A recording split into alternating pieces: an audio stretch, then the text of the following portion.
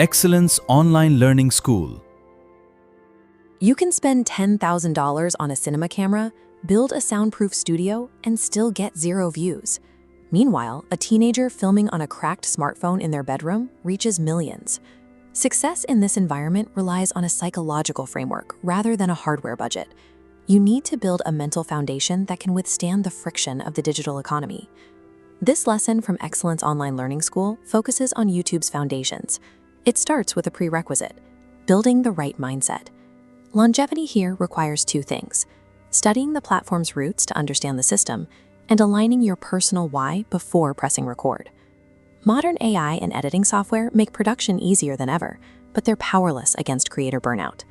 If you haven't established a foundational psychological purpose, even the best tools won't keep you consistent. To understand the algorithm today, we have to analyze the evolution of the platform. This timeline shows the shift from the creation of the site in 2005 to the high-speed AI era we inhabit now. In 2005, the first video, Me at the Zoo, was a raw 19-second clip. There was no lighting kit and no script, just a person talking about elephants. Looking at this 2006 interface featuring the Avon lady, the visual simplicity is obvious. This proves that the early audience demanded authenticity and action, not cinematic polish. For a new creator, the rule is clear: prioritize immediate action and authenticity. Perfectionism is a trap that prevents you from entering the system at all.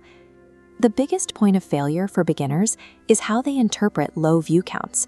They see a lack of traction as a personal rejection by the platform and quit. In reality, the algorithm is a mathematical system that purely measures audience behavior. It has no bias against you. It simply responds to whether people are clicking and watching. The growth mindset removes the emotion from the process. It converts low views into a neutral data point, which then tells you exactly what to adapt, like your title or your thumbnail. Adopting this mindset turns an obstacle into a mechanical instruction. When you stop taking the data personally, you gain the ability to improve the work objectively. Passion alone is not a business plan. Having an interest and a skill is only half the battle. Without an existing audience to serve, your channel has no path to growth. To find your channel's purpose, you must calculate the intersection of 3 variables: passion, skills, and market demand. Long-term motivation only exists in the exact center, where your unique ability meets a proven public demand. If you build outside of that intersection, you will eventually lose interest or fail. Viability depends on staying in the sweet spot where you and the market align. This technical framework for a channel connects to Simon Sinek's broader concept of finding your why, which we've linked here in our curated sessions. Sinek's work shows that understanding your deep root motivation makes the daily friction of a job much easier to endure.